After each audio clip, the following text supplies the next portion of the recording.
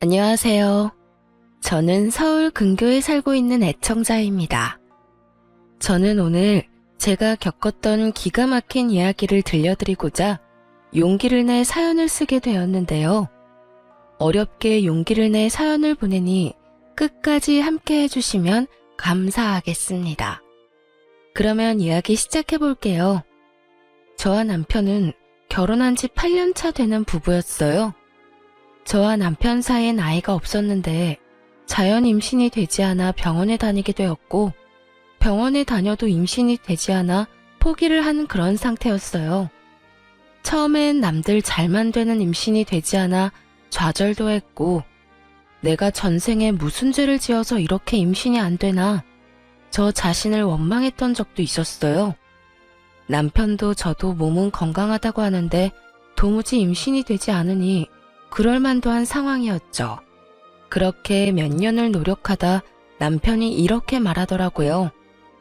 여보, 나 너무 힘들다. 이제 포기하자. 포기? 정말 괜찮겠어? 괜찮지 그럼. 난 아기보다 당신이 더 중요해. 난 몸도 몸이지만 당신 보고 있으면 마음이 더 힘들어. 그러니까 이제 그만 포기하자. 병원 같은 거 그만 다녀. 그 주사기도 이제 다 버리고. 알고 있었어요. 저를 위해 남편이 저렇게 말해준다는 것을요. 사실 남자보단 여자가 더 힘든 과정이 분명했고 그런 과정 중에 점점 제가 지쳐가니 그런 저를 위해 남편이 먼저 이야기를 꺼내준 것이었죠. 그런 남편의 뜻을 고맙게 받아들이게 되었고 저흰 그렇게 임신은 포기한 채 살아가게 되었어요. 한동안은 참 많이 힘들었지만 모든 걸 내려놓고 나니 점점 마음도 안정되고 아이 없는 생활도 즐기며 살아가고 있었어요. 물론 시댁에서 말이 나올 때마다 스트레스를 받는 점은 있긴 했죠. 예, 너희는 아직도 소식이 없니? 진짜 이대로 포기할 거야? 그렇지 않아도 식구도 없어서 조용한 집에 울음소리라도 들리면 좋으련만. 너희는 정말 자식 없이 살 작정인 게야? 누구보다 아기 기다리는 건 저희란 걸 어머님도 잘 아시잖아요. 그래서 병원도 오래 다녔는데 그래도 안 되는 걸 어쩌겠어요? 어쩌겠어요? 하고 끝날 문제가 아니지 않니? 이젠 아들도 필요 없으니 딸이라도 하나 낳아줬으면 좋겠단 심정이다. 나만 이러니? 나만 이래? 남들 다 가지는 애가 너희는 왜 그렇게 힘든 거니? 병원에 그렇게 다녔으면 한 번쯤이라도 임신이 될 법도 한데 그것마저도 안 되니 돈은 돈대로 날리고 힘은 힘대로 빠지고. 이게 도대체 뭐 하는 짓이냐고? 어쩔 수 없죠. 노력해도 안 되니 이젠 마음 편히 먹고 기다려보려고요. 너는 속 편해서 좋겠다. 나는 이렇게 애가 타는데 넌 그렇게 속 편해서 좋겠다고. 내려놨다고 한들 저라고 마냥 속이 편할 리가 없는데 시무는 꼭 저런 식으로 답답함을 분출했어요. 전 이 정도는 참을 수 있다고 생각했어요. 시댁엔 시무 혼자 계셨는데 시무 말대로 아이라도 있었으면 가끔 보는 손주 재미라도 있었을 텐데 그 재미도 없으니 저런 말 정도는 할 수 있다고 생각하며 이 정도는 그러려니 하고 넘길 수 있었어요. 하지만 도저히 넘길 수 없는 문제가 생겨나고 말았습니다. 시댁엔 제사가 많은 편이었는데 그 중에서도 단연 시부제사는 중요한 집안 행사였습니다. 시모는 늘 저에게 조상한테 잘하면 그게 다 우리한테로 돌아오는 거야. 그러니까 음식 준비하면서 나쁜 생각하지 말고 귀찮다고 생각하지도 말거라. 좋은 마음으로 정성껏 준비해야 한다니 말이야. 특히 네 시아버지 제사상 준비할 때는 더 정성을 쏟아야 한다. 음식도 살아생전 네 시아버지가 좋아했던 것도 추가해서 올리고 라고 제사를 강조하곤 했고 저 역시 며느리 된 도리는 지키고자 시부 제사 땐 더 신경을 쓰는 편이었죠. 시부 제사가 있는 날엔 아침 일찍부터 시댁으로 가 제사 음식을 정성껏 마련하고 시댁에서 시간을 보내곤 했으니까요. 그러던 어느 날 아빠가 갑작스러운 사고로 인해 돌아가시게 되셨어요. 외동딸인 저를 너무나 사랑하며 키워주신 아빠의 죽음은 너무나도 갑작스러웠으며 너무나도 저를 절망스럽게 만들었습니다. 모든 자식이 그러하듯 저 역시 많이 보답하지 못한 마음에 후회스럽기도 했고 더는 따뜻한 아빠 품에 안길 수 없다는 사실이 너무나도 힘들었어요. 그렇게 1년 가까이 저는 슬픔에 잠겨 있었고 남편은 그 시간 동안만큼은 누구보다 다정하게 저를 챙겨주었어요. 남자가 나쁘끄럽게 꽃 같은 거 들고 돌아다니는 거 아니라던 사람이 한아름 꽃을 사와 안기기도 하고 10년이 넘는 세월 동안 장모님께 애교 한번 부려본 적 없는 사람이 친정엄마의 팔짱을 끼고 우리 집에 모셔오기도 했고요. 장모님, 오늘은 저희 집에서 주무시고 가는 겁니다. 아니야, 그냥 밥만 먹고 갈게. 내가 여기서 자면 정서방 불편해서 안 돼. 불편하기는요. 요즘 집사람도 영 힘이 없어서 저도 힘이 없는데 장모님 계시면 집사람이 웃기도 하잖아요. 저한텐 그것만큼 힘나는 일이 또 없는걸요. 그러니까 오늘은 무슨 일이 있어도 주무시고 가셔야 합니다. 제가 특별히 집사람 옆자리도 양보해 드릴게요. 그래? 정서방이 정 그렇다면 오늘은 자고 갈게. 이렇듯 엄마를 모시고 오는 날이면 어떻게 해서든 엄마를 제 옆에서 자게 했고 그런 남편을 보며 저 역시 웃는 날이 생겨나고 있었어요. 돌아온 아빠의 기일날엔 슬프기는 했지만 처음보단 많이 무뎌진 감정으로 제사를 맞이할 수 있었어요. 아빠의 첫 제사이다 보니 제가 모시고 싶었고 남편에게 이런 제 뜻을 말하니 남편도 흔쾌히 알겠다고 하더라고요. 여보, 이제 곧 아빠 기일인 거 알지? 그럼 알지. 얼마 안 남았잖아. 왜? 나 우리 아빠 제사 우리 집에서 지내고 싶어. 첫 제사이기도 하고 내가 차려드려야 마음이 편할 것 같아. 뭘 그런 걸 묻고 그래. 당신이 장인어른 제사 챙기는 건 당연하지. 뭐든 당신이 하고 싶은 대로 마음 가는 대로 다 해. 난 상관하지 말고, 알겠지? 남편은 제 손을 꽉 잡아주며 제가 원하는 건 뭐든 다 하라고 해주더라고요. 앞으로도 우리가 모시자고까지 해주었고요. 그렇게 저와 남편은 한사코 와서 돕겠다는 엄마를 오지 못하게 하고 제사 준비를 시작했어요. 한창 준비하고 있는데 시모에게서 연락이 왔더군요. 요즘 뭐 하고 지내니? 뭐 하고 살길래 연락 한 통이 없어? 죄송해요. 아시다시피 아빠 돌아가시고 제가 정신이 없었어요. 돌아가신 지가 언젠데 언제까지 그러고 있을 거야? 그러고 보니 다돈 돌아가신 게 작년 이맘때 아니니? 네, 오늘이 기일이어서 그렇지 않아도 제사 준비하고 있어요. 전 당연하다 생각했기에 아무렇지 않게 말했는데 시모는 들어선 안 될 말을 들은 사람처럼 화들짝 놀라며 되묻더라고요. 뭐? 뭐를 한다고? 아빠 제사 준비한다고요. 왜 그러세요? 무슨 문제라도 있을까요? 문제가 많지. 네가 왜 그 제사 준비를 해? 너 출가 외인이야. 그런 네가 왜 친정 제사를 지내냐고.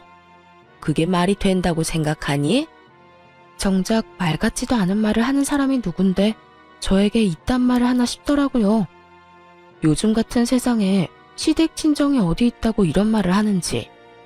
거기에다 시댁 제사엔 그렇게 온갖 정성을 쏟으면서 다른 사람도 아닌 친정아빠의 제사를 챙기지도 못하게 하는 시모를 보며 정말 오만정이 떨어진다는 말이 어떤 건지 단번에 알겠더라고요. 전 말도 안 되는 말을 해대는 시모에게 제 감정을 숨기지 않고 표출했어요. 어머님, 저 외동딸이에요. 저 아니면 제사 준비할 사람도 없는데 당연히 제가 해야죠. 제가 시댁 제사는 다 준비하고 지내는데 저희 아빠 제사 하나 못 지내드리는 게 말이 된다고 생각하세요? 시댁은 시댁이고 친정은 친정이야. 네가 우리 집에 시집 온 지가 10년이 훌쩍 넘었는데 그 정도면 넌 이제 친정하고 연을 끊었다고 봐야지. 어찌됐든 난 절대로 싫으니까 당장 다 때려치우거라. 싫은데요. 이건 어머님이 뭐라고 하시든 제 마음대로 할 거니까 이래라 저래라 하지 마세요. 너 기어코 내가 가서 그 상을 다 엎어야 그만할 거야? 시모는 고래고래 고함을 질러댔고 잠자코 옆에서 듣고 있던 남편이 전화기를 가지고 가 한바탕 난리를 부리더라고요. 엄마, 진짜 적당히 좀 해, 적당히. 이 사람이 장인어른 제사상 좀 차리겠다는데 왜 엄마가 하라 말아야? 당연히 이 사람이 해야 하는 일이잖아. 이 사람 아니면 할 사람도 없고. 너 지금 엄마한테 소리쳤니? 어떻게 다른 것도 아니고 네 마누라 편 든다고 엄마한테 소리를 질러? 난 지금 마누라 편 든다고 엄마한테 소리를 지르는 게 아니라 엄마가 잘못된 행동으로 집사람을 괴롭히니까 소리를 지르는 거야. 만약 집사람이 엄마한테 잘못하면 똑같이 할 거고. 그러니까 이런 걸로 트집 잡지 말고 앞으로 그런 말 할 거면 집사람한테 연락도 하지 마세요. 연락도 하지 마? 뭐? 연이라도 끊으란 말이야? 지금 엄마 말이 그렇잖아. 집사람한텐 자식돌이도 하지 말라고 하면서 엄마는 우리한테 자식돌이 하길 바래? 그건 너무 이기적이지 않아? 하여튼 집사람이 장인어른 제사 지내는 거 가지고 이래라 저래라 하지 마. 계속 그러면 우리도 자식돌이 안 해도 된다는 뜻으로 알고 평생 아빠 제사에도 안 갈 거고 엄마가 죽어도 제사상 안 차려드릴 거야. 시모는 화가 많이 난 듯 일방적으로 전화를 끊어버렸고 남편은 전화기를 들고 연신 한숨을 쉬더라고요. 이런 상황이 곤란하기도 피곤하기도 하다는 듯이요. 다시 이런 일로 당신 괴롭히면 참지 말고 할 말 다 해. 내가 다 막아주려고 노력하겠지만 언제 어디서 어떤 말을 듣게 될지 아무도 모르는 일이잖아. 당신도 마냥 참지 말고 할 말은 다 해야 당신이 상처를 덜 받아. 알겠지? 알겠어. 내가 다 막아준다는 말보다 더 든든했고 남편에게 참 고마웠습니다. 그렇게 제사는 무사히 지내게 되었고 엄마는 남편의 손을 붙잡고 덕분에 잘 치를 수 있었다며 고마운 마음을 전했어요. 남편은 그런 엄마의 이부자리까지 펴주며 이런 날은 혼자 주무시면 안 된다고 눕혀드리기까지 했고요. 이런 남편으로 인해 시모에 대한 섭섭함은 사라지고 없었는데 소식을 전해들은 시누이까지 저에게 연락이 와 저를 위로해 주더라고요. 언니, 이야기 들었어요. 많이 서운하고 속상했죠? 언니가 우리 집 제사 지내준 것만 해도 몇 번인데. 처음엔 속상하기도 하고 섭섭하기도 했었는데 오빠가 잘 달래줘서 괜찮아졌어요. 어머님도 앞으로 제사 문제로 아무 말 안 하기로 했고요. 듣는 내가 다 속상하던데 우리 언니는 마음도 좋아. 오빠가 달래준다고 금방 풀리는 거 보면. 어쨌든 나도 엄마한테 한 소리 했으니까 혹시나 마음에 남은 앙금 있으면 풀어요. 괜히 마음에 담아두면 언니만 힘들잖아요. 그냥 다 잊어버려요. 알겠죠? 알겠어요, 아가씨. 걱정해줘서 고마워요. 시누이까지 나서 시모에게 한 소리 했다고 하니 고맙기도 하고 시모가 불쌍하단 생각마저 들 지경이었어요. 그러면서 제 앙금은 시누이가 말했듯 씻은 듯이 날아가기도 했고요. 그렇게 전 다시 활기를 되찾았고 시댁에서도 좋은 소식이 들려오더라고요. 성격도 좋고 평소 저랑 좋게 지내던 시누이의 결혼 소식이었어요. 결혼 상대가 의사라는 말을 들었을 땐 정말 잘된 일이라며 얼마나 기뻐한 줄 모릅니다. 오죽했으면 남편이 자신보다 제가 더 기뻐하는 것 같단 말까지 했으니까요. 저는 정말 기쁜 마음으로 시누이에게 축하 말을 전했고 시누이 역시 기뻐하며 저에게 시집가서 잘 살겠다고 하더군요. 그렇게 집에는 경사가 났다며 다들 기뻐하고 있는 와중 저에겐 불안한 일들이 일어나고 있었어요. 저를 불안에 떨게 만든 장본인은 다름 아닌 시모였는데요. 시누이가 시집 간다는 말이 나온 뒤부터 묘하게 시모가 저에게 잘 대해주는 느낌이었어요. 어느 날은 시댁에 갔는데 밥상이 다 차려져 있더라고요. 어머님, 이게 다 뭐예요? 보면 모르니? 너 먹으라고 내가 다 차렸어. 다 네가 좋아하는 반찬들이니 마음껏 먹고 맛있으면 싸서 가거라. 혹시 몰라서 넉넉히 해서 소분해서 넣어뒀어. 감사해요. 다 맛있겠어요. 얼른 먹고 설거지는 제가 할 테니 두세요. 아니야, 됐어. 음식 만든 사람이 뒷정리까지 다 해야지. 너는 그런 거 신경 쓰지 말고 맛있게 먹기나 해. 아니에요. 설거지는 하게 해주세요. 제가 마음이 불편해서 그래요. 저는 끝까지 설거지만은 제가 한다고 했지만 시모는 한사코 저를 말리며 직접 설거지를 해버리더라고요. 이런 모습만 해도 불안감이 밀려오는데 시모의 입에선 도저히 상상할 수도 없는 말이 나왔습니다. 그날은 시댁 제사를 얼마 앞두지 않은 어느 날이었어요. 집에서 쉬고 있는데 시모에게서 전화가 오더라고요. 아가, 바쁘니? 아니요, 어머님. 왜요? 무슨 일 있으세요? 저 지금 갈까요? 아, 아니다. 그런 게 아니라 다름이 아니라 이번에 오는 증조부님 제사 말이다. 아, 네. 알고 있어요. 그렇지 않아도 그 전날부터 시간 비워뒀어요. 아니, 그런 뜻이 아니라 혹시 바쁘면 안 와도 된다는 말 하려고 전화했어. 아니, 앞으로 제사 지내는 거 신경 안 써도 돼. 앞으로는 나 혼자 해도 될 것 같구나. 어머님, 갑자기 왜 그러세요? 제사를 그렇게 중요하게 여기시면서. 생각해보니까 요즘에 우리 집처럼 제사 많이 지내는 집도 없고 너도 8년이나 했으면 할 만큼 했다 싶어서 말이야. 이제 나도 나이도 있고 줄일 수 있는 건 다 줄이고 간소하게 혼자 지내려고 해. 그러니까 너는 앞으로 안 와도 된다. 네? 어머님, 진짜 무슨 일 있으신 거 아니죠? 아니라니까 얘가 왜 이래? 이상하잖아요. 지난 8년 동안 단 한 번도 이런 적이 없었는데 그런 이유로 갑자기 아예 제사도 오지 말라고 하는데 제가 걱정되지 않겠어요? 혹시 저한테 뭐 바라는 거 있으세요? 아니면 제가 뭐 잘못했어요? 그런 거 없다니까.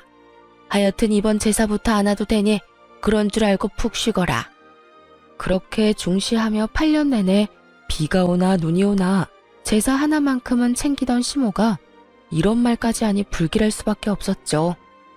도대체 무슨 일인가 하고 생각을 해봤더니 이유는 하나뿐이더라고요.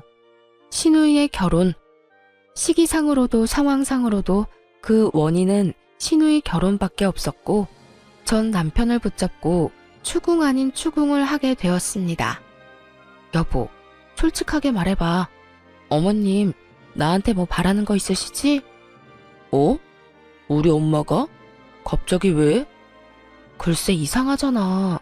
8년 내내 나한테 밥상 받아먹던 분이 요즘 따라 집에 불러서 가보면 밥상이 떡하니 차려져 있기도 하고 요즘엔 나한테 설거지도 안 시키셔. 그것뿐인 줄 알아? 그렇게 제사 노래를 부르던 어머님이 그제는 갑자기 연락이 와서 제사로 오지 말라고 하더라니까. 당신 같으면 이상하지 않겠어? 난 지금 이 상황이 굉장히 이상하거든. 그러니까 솔직하게 말해봐. 아가씨 결혼 때문에 나한테 뭐 바라는 거 있으시지? 왜? 가전이나 가구 사달래? 냉장고? 아니면 세탁기? 아니면 침대? 뭔데? 말해봐. 아니야. 바라긴 뭘 바래. 그런 거 아니니까 신경 쓰지 마. 그냥 이제서야 당신한테 그렇게 해주고 싶으셨겠지.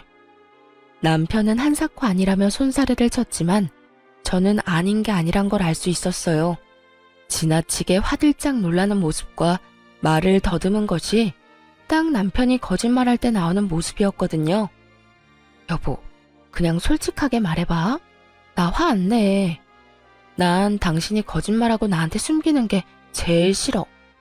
그러니까 말해봐, 솔직하게. 전 남편을 끝까지 닥달했고 제 눈치를 살피던 남편이 무거운 입을 열었어요. 그게 사실은 엄마가 혜은이 집이라도 해서 보내주고 싶나 봐. 집? 왜?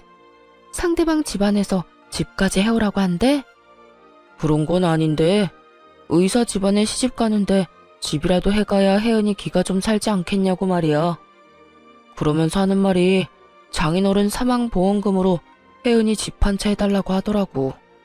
물론 나는 그 자리에 펄쩍 뛰면서 안 된다고 했어. 혜은이도 그 말 나오자마자 그건 절대 안 되는 일이라고 했고, 당신한테 아무 말도 안 한 건 혹시나 당신이 오해할까봐 그랬어.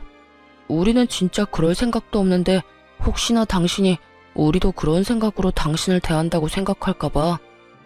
다른 사람도 아닌 신우이가 결혼을 하니 저도 세탁기, 냉장고쯤은 해줄 수 있다고 생각했는데 시모는 제 예상을 훨씬 뛰어넘어 집을 바라고 있더라고요. 그것도 돌아가신 지 얼마 되시지도 않은 아빠의 보험금으로 말이죠. 정말 그 순간 기가 막혀 말이 나오지 않더라고요. 그런 제 눈치를 남편은 또 살피고 있었고요. 여보, 당신은 정말 어머님 생각이랑 다른 거 맞지? 날 몰라? 난 진짜 아니야. 난 엄마가 그 말 꺼내자마자 절대 안 되는 일이라고 했어. 그 돈이 어떤 돈인데 그 돈을 쓸 수가 있겠어? 혹시나 쓸 일이 생긴다면 그건 오로지 장모님을 위해 써야 하는 돈이잖아. 두 번 다시 그런 이야기 꺼내지도 말라고 못 박았어. 혜은이도 그 돈으로 시집가야 한다면 차라리 안 가는 게 낫다고까지 했고 말이야. 이렇게 말한 남편은 저에게 전혀 신경 쓸 필요 없다고 하더군요. 이럴까봐 이야기하지 않은 거라고 하면서요. 이야기를 들어보니 신우이 역시 친정아빠 보험금을 노리는 것 같지 않았고 오로지 시모 혼자 헛된 꿈에 빠져 난리를 부리는 듯 했어요.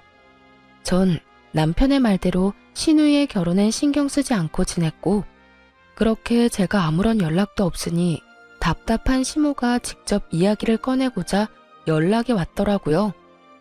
이때쯤이면 제 귀에도 많은 이야기가 들어갔을 텐데 제가 아무런 연락도 하지 않고 어떤 말도 없으니 답답한 마음에 먼저 한 연락이었죠. 아가, 잘 지내니? 요즘 왜 연락이 없어? 혹시 어디 아프니? 아프긴요, 괜찮아요. 요즘 이런저런 일로 정신이 좀 없어서 연락도 못 드렸네요. 어머님은 잘 지내시죠? 시모는 저의 잘 지내냐는 말을 기다렸다는 듯이 목소리에 힘을 쭉 빼며 축 처진 목소리로 본심을 드러내기 시작했어요. 그게 난 잘 못 지낸다. 요즘 걱정이 많아. 왜요? 무슨 일 있으세요? 너도 알다시피 우리 혜은이가 직장 생활을 늦게 시작했지 않니? 그래서 모은 돈이 별로 없어. 아니, 거의 없다고 봐야지. 그런데 혜은이가 시집가는 집이 보통 집이니? 의사 집안 아니니? 의사 집안. 왜요? 그 집에서 뭘 과하게 바라기라도 하는가 봐요? 아니, 꼭 그런 건 아닌데. 그런 집안에 시집 보내는데 덜렁 몸만 보낼 수도 없는 노릇이고 그렇다고 우리가 도와줄 형편이 되는 것도 아니고. 그래서 말인데 아가, 네가 좀 도와주면 안 되겠니? 더도 말고 덜도 말고 딱 집 한 채만 네가 해주면 참 좋을 것 같아. 큰 집도 필요 없어. 딱 30평대 아파트면 어떻게 우리 혜은이 기 좀 펴고 살 것 같은데. 어떻게 안 되겠니? 시모는 30평대 아파트가 사고 싶다고 마음만 먹으면 살 수 있다는 듯 별것 아닌 것처럼 말을 하더라고요. 그 모습에 전 더 어이가 없었고 이런 문제일수록 확실히 말해야 할게 전 돌리지 않고 대답을 해주었어요. 어머님, 30평대 아파트가 한두 푼도 아니고 저 그런 돈 없어요. 그리고 돈이 준비되는 집안이면 집을 준비해서 가는 것도 좋겠지만 그럴 상황이 안 되면 두 사람이 잘 이야기 나눠서 두 사람 힘으로 모아서 집을 마련해야 하지 않겠어요? 혜은이가 가진 게 없는데 뭘 모아서 집을 마련해?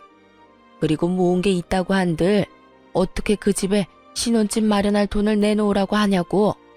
그 집안이 보통 집안이 아니라고 했잖아.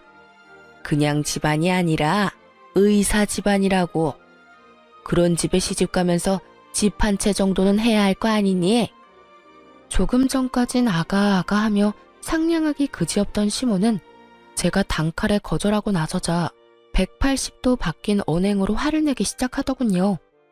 그런 시모의 모습에 저 역시 화가 올라오기 시작했지만 같이 화를 낸다고 한들 남는 것도 없기에 최대한 차분히 시모와 대화하려 애썼어요. 그러면 그렇다고 솔직하게 아가씨랑 결혼할 남자한테 말을 해야죠. 저한테 이렇게 돈 내놓으라고 할 게 아니라요. 글쎄 그렇게 해서 결혼하면 우리 혜은이가 평생 기죽어서 살 거 아니니? 나는 그 꼴은 못 본다. 그러니까 잔말 말고 네가 집 한 채 마련해줘. 그러면 될 문제인데 왜 이렇게 일을 키우니? 너 돈이 있지 않니? 돈이 없는 것도 아니면서 왜 이렇게 쪼잔하게 굴어? 평소에 너랑 혜은이랑 사이가 안 좋은 것도 아니고 사이도 좋으면서 왜 이렇게까지 째째하게 구냔 말이야? 사이 좋은 거랑 집 한 채 해주는 거랑은 별개예요. 그리고 저한테 그런 큰 돈이 어디 있어요? 있잖아. 네 아빠 사망보험금. 사돈 돌아가시면서 사망보험금 많이 받은 거 나도 다 안다. 내가 네 아빠 제사도 지내게 해줬는데 넌 고작 집 한 채 못 해주니? 결국 시모의 입에서 아빠의 사망보험금 이야기가 나오고야 말았고 더는 화를 참을 필요가 없다고 생각했어요. 다른 것도 아닌 아빠의 목숨값을 자격도 없는 시모가 저리도 당당하게 요구하는 모습을 보며 참을 필요성이 사라졌기 때문이었죠. 저한테 사망보험금이라도 맡겨두셨어요? 그런 것도 아니면서 어쩌면 이렇게 당당하게 요구하세요? 그 돈 다른 것도 아니고 저희 아빠 목숨값이에요. 그 목숨값으로 아가씨 아파트나 사주라고요? 제가 왜 그래야 하는데요? 저는 그러고 싶지 않아요. 저 아가씨 좋아하는 거 맞는데 그래도 아닌 건 아니죠. 저는 절대로 해드릴 생각 없으니까 더는 이런 일로 연락하지 마세요. 너 진짜 이렇게 매정하게 굴 거야? 너 때문에 우리 혜은이 의사 집안에 시집 못 가게 되면 네가 책임질 거야? 집 못 해간다고 못 갈 시집 같으면 가지 말라고 하세요. 그리고 그렇게 해서 시집 못 가게 되면 그건 제 책임이 아니라 집 한 채 바라는 집에 시집 간다고 욕심부린 아가씨 책임이죠. 그러니까 어머님, 애먼데 책임 전가하지 말고 이럴 시간에 아가씨한테 예비 신랑이랑 이야기나 잘 나눠보라고 하세요. 너 지금 시어미 가르치니? 어디서 버르장머리 없게 시어미한테 이래라 저래라 해야? 넌 진정해서 그렇게 배웠니? 그깟 돈으로 유세 부리면서 시어미한테 이따위로 굴라고 네 엄마가 가르쳤어? 그럴 리가 있겠어요? 친정에선 이런 것까진 가르치진 않죠. 아니, 가르칠 필요가 없죠. 이런 듣도 보도 못한 요구를 할 거라고 어느 친정엄마가 생각이나 하겠어요? 뭐야? 어머님, 저희 엄마가 이런 사실 알면 저 당장 이혼하라고 할 거예요. 이 경우 없는 상황을 참고 살라고 할 엄마가 어디 있겠어요? 그러니까 저한테 더는 이런 이상한 요구하지 마세요. 전 집을 마련할 돈도 생각도 전혀 없으니까요. 그러면 저 끊을게요. 그렇게 전화를 끊고 나서도 흥분이 가라앉지 않더라고요. 어떻게 감히 아빠 사망보험금을 욕심낼 수 있는 것인지 이해도 되지 않았고요. 그렇게 한참을 씩씩거리고 있으니 어느새 퇴근을 한 남편이 집으로 들어오더라고요. 뭐야? 당신 무슨 일 있어? 화난 표정인데? 어머님, 결국 나한테까지 전화해서 아빠 사망보험금으로 아가씨 30평대 아파트 사주라고 하더라. 당신한테 이야기 듣고 어느 정도 각오하고 있었는데도 막상 직접 들으니까 너무 화가 나서 화시키고 있었어. 뭐? 그게 정말이야? 내가 그렇게 이야기했는데. 아, 진짜 어머님 왜 그러셔? 애도 아니고 무작정 우기는데 내가 진짜 열불나서. 거기에다 내가 계속 안 된다고 하니까 친정까지 들먹이더라? 제사 가지고 서운하게 하더니 이제 돈이야? 왜 그러신데 진짜. 일단 내가 미안해. 엄마가 당신한테까지 전화해서 그럴 줄은 몰랐어. 있어봐. 내가 당신 듣는 데서 확실하게 못 박을게. 남편은 노발대발 화를 내며 바로 시모에게 전화를 걸어 한바탕 쏟아내기 시작했어요. 엄마, 진짜 왜 그래요? 내가 그러지 말랬잖아. 그 돈 엄마가 맡겨놓은 돈 아니라고 했지. 어떻게 엄마가 사돈 사망보험금을 아무렇지도 않게 내놓으라고 할 수가 있어? 그러면 어떻게 하니? 네 동생 파혼이라도 하길 바라는 거야? 엄마한테 이렇게 화낼 게 아니라 이럴 시간에 네 마누라 설득이나 시켜. 이러다 진짜 네 동생 파혼이라도 하는 날엔 이 엄만 화병 나서 못 사니까. 엄마가 화병 나기 전에 내가 화병 나게 생겼다고. 한 번만 더 이런 이야기 꺼냈다간 아무리 엄마라도 나 가만 안 있어. 당장 연이라도 끊어버릴 거라고. 그러니까 그런 줄 아시고 다신 그런 이야기 꺼내지 마세요. 너 이 녀석아, 아무리 그렇다고 한들 어떻게 이 엄마한테 연을 끊자고 해? 내가 오죽했으면 이러겠어?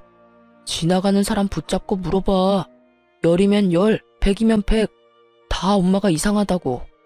엄마가 잘못했다고 할 테니까. 하여튼 난 내 뜻 확실하게 전했으니 이젠 엄마가 결정해. 계속 말도 안 되는 요구해서 아들 며느리랑 연 끊고 살아갈지 아니면 우리 보살핌 받으면서 살아갈지. 시모에게 한바탕 쏟아낸 남편은 그래도 화가 풀리지 않는지 이번엔 신우이에게 전화를 걸어 시모가 한 짓을 알려주며 한바탕 쏟아냈어요. 혜은아, 오늘 엄마가 네 언니한테 전화해서 너한테 아파트 한 채 사주라고 했다더라. 너 알고 있었어? 아, 뭐? 그게 정말이야? 아, 진짜 엄마 왜 그래? 그 이야긴 그때 끝난 이야기잖아. 그러니까 넌 진짜 그 아파트를 그렇게까지 해서 마련하고 싶어? 그런 거 아니잖아.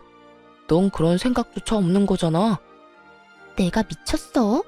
다른 돈도 아니고 언니 아빠 사망보험금으로 내가 무슨 자격이 있다고 그 돈을 욕심내? 엄마 진짜 나만 곤란해지게 왜 그래? 너라도 그렇게 생각하니 그나마 다행이네.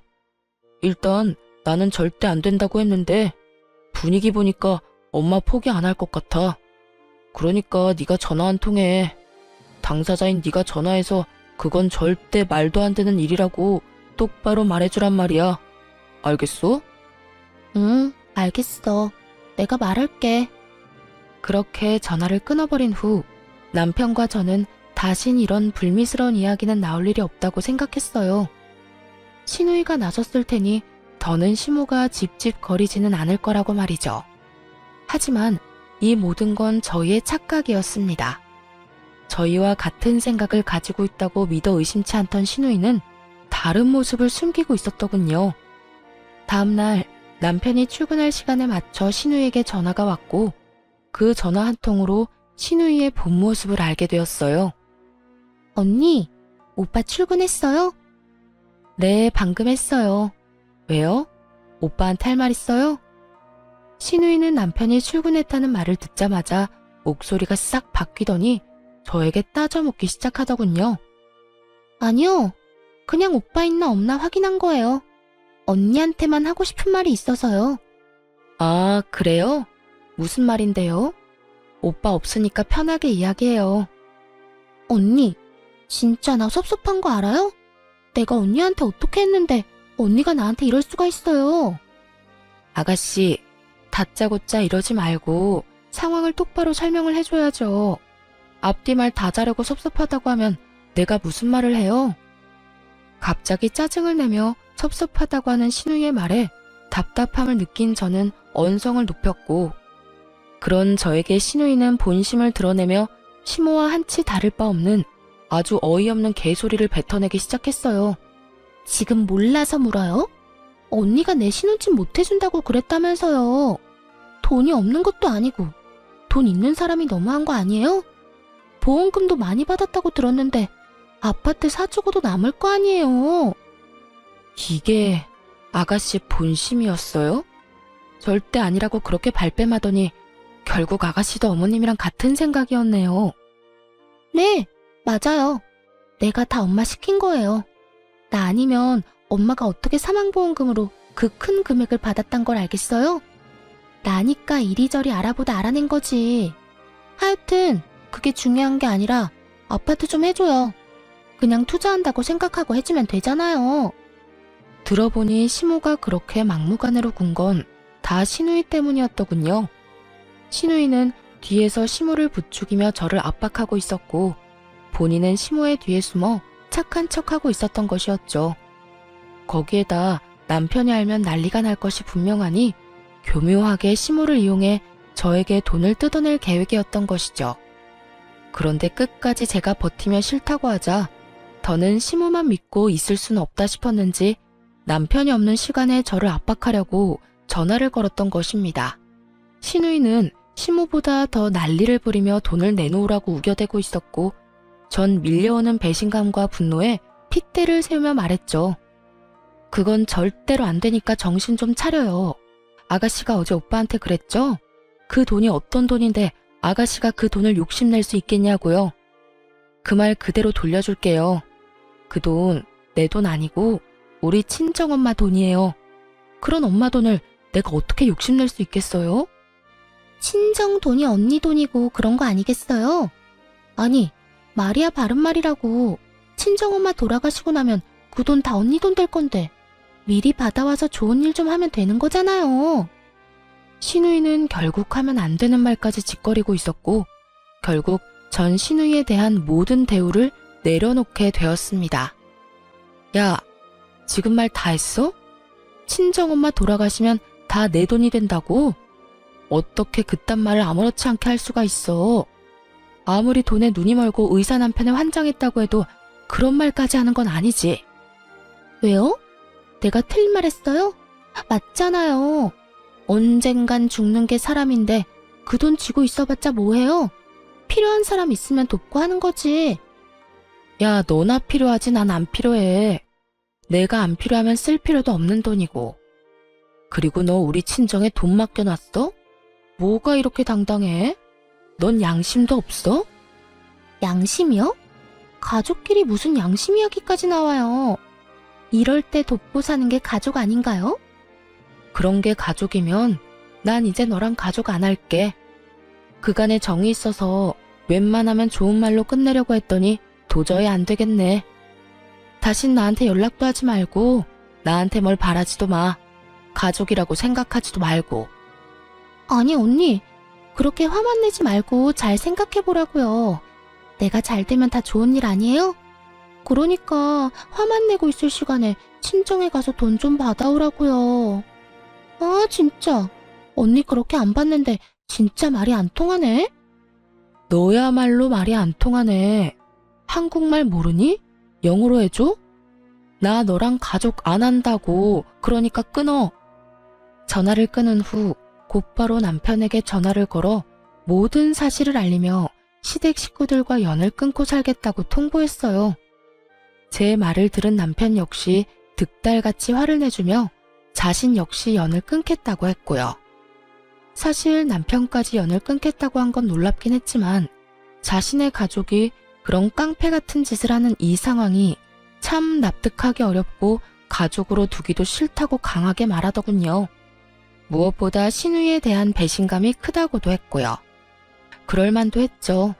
앞에선 전혀 그렇지 않은 척, 자신은 아무것도 모르는 척을 그렇게 했는데 실상은 이 모든 사건을 주동하고 있었으니 저뿐만 아니라 남편의 실망감이 클 수밖에 없었습니다. 그렇게 저희는 연을 끊자고는 했지만 그리 쉽게 단번에 끊어지지는 않더라고요. 저희가 연락을 끊고 찾아가지 않고 지냈지만 시모가 집으로 찾아와 버렸으니까요.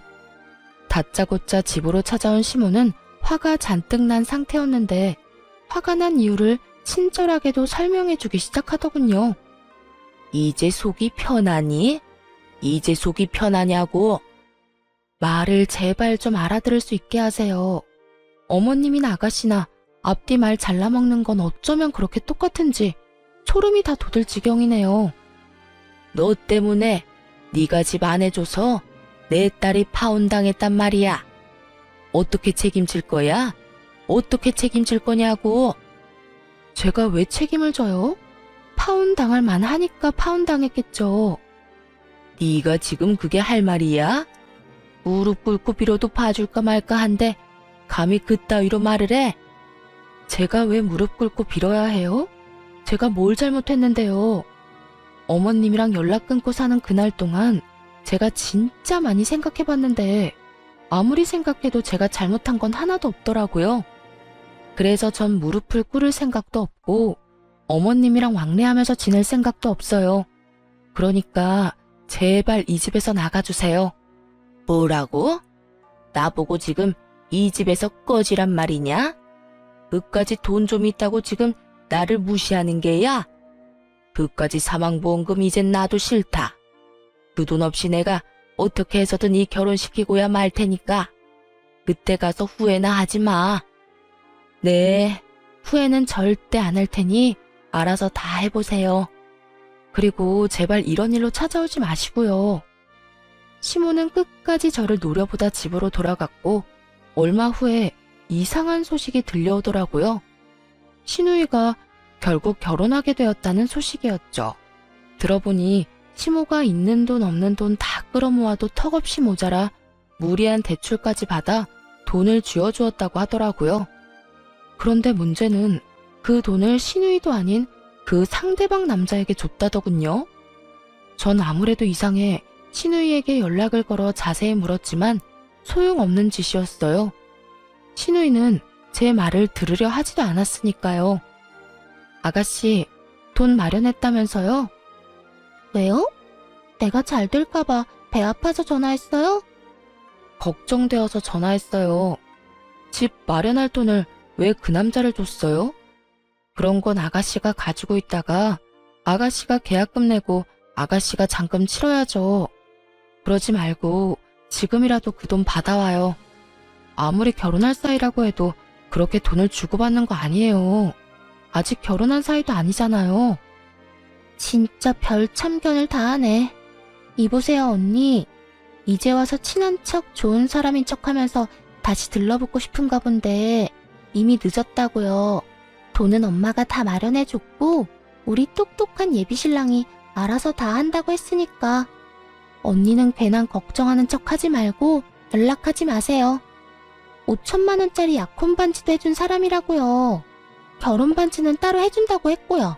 그러니까 떠난 버스에 손 흔들지 말고 언니랑 오빠는 행복하게 사세요. 살면서 힘든 일 있어도 절대 연락하지 말고요. 나 아가씨한테 뭐 바라는 것도 없고 진짜 걱정되어서 하는 말이니까 돈은 꼭 돌려받아요. 꼭 돌려받으라고요. 내가 알아서 한다니까. 나 바쁘니까 끊어요. 이렇듯 신우이는 제 말을 들으려 하지도 않고 있었고 저는 설마 하는 마음으로 그냥 내버려두기로 했어요. 저는 할 만큼 했고 저렇게 믿어 의심치 않는데 더 나서는 것도 아니라 생각했으니까요. 거기에다 이렇게 하나둘 신경 쓰다간 정말 연을 끊을 수 없을 거라 생각하기도 했고요. 그 뒤로 저는 2번 다시 그쪽으로 신경 쓰지 않고 살았고 남편 역시 마찬가지였어요. 그렇게 한 달쯤 지났을까요? 다시 시댁에서 소식이 들려오더라고요. 그건 바로 신우이의 소식이었는데 결국 결혼이 파토 났다는 소식이었어요. 알고 보니 신우이의 예비신랑은 의사를 사칭하는 사기꾼이었다고 하더군요. 앞서 말했듯이 시모는 사기꾼인 남자를 어떻게 해서든 붙잡아보려 있는 돈 없는 돈 대출까지 끌어다 돈을 갖다 주었고 사기꾼은 그 돈을 가지고 한동안은 신우이와 결혼 준비를 하는 척하다 하루아침에 사라져버렸다고 하더군요. 신우이가 그렇게 자랑하던 반지 역시 큐빅 반지였고 그 모든 것이 사기였던 것이었죠. 시모는 대출이자를 감당하지 못해 집을 팔았고 신우이도 반쯤 정신이 나가버려 시모가 새로 얻은 단칸방에서 술에 미쳐 살고 있다고 하더군요. 이 모든 소식을 작은 아버님께 들은 남편이 씁쓸한 표정을 지으며 이렇게 말하더군요. 어쩌겠어. 다 자기 무덤 자기가 판 거지. 그러게 그 돈을 왜 사기꾼한테 다 줘버려? 당신이 그렇게까지 말렸으면 그때라도 생각이란 걸 해봤어야지. 내가 그때 좀 더 적극적으로 말렸어야 했었나 봐. 아니, 신고라도 할걸. 아니다. 사람이라도 붙여볼 걸 그랬어. 됐어. 자책하지 마. 당신은 할 만큼 했어. 그러니까 그런 생각으로 당신 괴롭히지 마. 그래도 어쩔 수 없이 마음이 안 좋네. 나도 속은 쓰리지만 어쩌겠어. 너무 애지중지 키워서 세상 무서운 줄 몰랐는데 이참에 배우는 게 있겠지. 혜은이도 다 큰 성인이고 어른인데 어른답게 잘 이겨낼 거라 생각해. 그러니까 당신도 마음 쓰지 마. 남편이 이렇게 말을 해줘도 한동안은 마음이 편치만은 않았어요. 하지만 저는 최선을 다해 말렸고 그런 저를 무시했던 건 신우이였으니 저는 남편의 말대로 할 만큼 했다고 생각하기로 했습니다. 그 뒤로 거짓골을 한 시모가 집으로 한번 찾아왔는데요. 쫄딱 망한 자신을 구제해달라며 이 집에서 살고 싶다, 뭐 이런 부탁을 하려고 왔더라고요. 그런데 남편이 곧바로 집을 내놓고 저흰 다른 동네로 이사를 갔어요. 시모가 먼저 우리를 찾을 경우의 수를 다 끊어버린 거죠. 한번 한다고 하면 하는 남편이기에 남편은 확실히 저와 시모의 연을 끊어주었고 덕분에 전 좀 더 편한 마음으로 살고 있어요. 그리고 저에게 좋은 소식이 있어요. 그건 바로 임신 소식인데요. 처음 남편에게 이 사실을 알렸을 때 글쎄 남편이 울더라고요. 여보, 나 임신했어. 나 진짜 임신했다고. 그게 정말이야? 진짜야? 이거 꿈 아니지? 그래, 정말 임신이야. 며칠 전에 테스트기 했는데 2줄이길래 오늘 병원 다녀왔더니 임신 맞대. 5주차 들어섰대. 진짜 꿈 아니야? 진짜 임신이야? 여보, 고마워. 여보 진짜 고생했다. 진짜 우리 고생했다. 울긴 왜 울어. 기분 좋은 날에. 우리 앞으로 진짜 잘 살자. 진짜 열심히 살자. 그래, 진짜 고맙다. 고마워. 내가 앞으로 더 잘할게. 이렇듯 저희는 더 애틋하게 지내고 있어요. 늦은 나이 한 임신이라 뭐든 조심스럽고 때론 두려운 마음도 들지만 오래 기다리고 간절히 바랬던 만큼 그 누구보다 열심히 노력해서 아이와 남편과 함께 잘 살아보려고요. 남편은 오랫동안 바래왔던 승진도 하게 되어 요즘 입꼬리가 내려올 새가 없이 웃고 다니곤 하는데요. 그야말로 겹경사가 생겨 요즘 저희 집엔 행복이 가득 차 있는 상태예요. 이런 행복함을 느낄 때마다 어쩔 수 없이 시모와 시누이가 생각나곤 하는데요. 다시 왕래하고 싶다거나 연락하고 싶어서 생각나는 건 아니고 남편이 걱정되어서 생각이 나는 것 같아요. 엄연히 따지자면 저는 피 한 방울 섞이지 않은 남이지만 남편은 그렇지 않으니까요. 그래서 전 가끔 남편에게 시댁 식구들과 왕래하고 지내고 싶다면 알아서 하라는 말을 하곤 했는데요. 남편은 그때마다 이렇게 말하더라고요. 싫어. 나도 당신만큼 우리 식구들한테 정 떨어졌고 실망도 많이 했어. 그만큼 배신감도 크고 말이야. 혹시나 살면서 이 감정도 무뎌지고 다시 보고 싶어지는 날이 오면 그땐 당신한테 말할게. 우리 가족들 얼굴만 보고 와도 되겠냐고 말이야. 그러니 그때 알겠다고만 해줘. 난 그거면 돼. 그래서 저도 이런 남편의 뜻에 따라주려고 합니다. 이제 떠나간 시댁을 걱정하지 말고 저희의 품에 찾아올 새로운 가족의 행복을 위해 살아가 보려고요. 그리고 그 많은 일들에도 제 옆을 지켜준 남편을 이젠 제가 지켜주려고 해요. 다들 응원해 주실 거죠? 저의 긴 사연도 끝이 났어요. 지금까지 저와 함께 해주셔서 감사합니다. 행복하세요.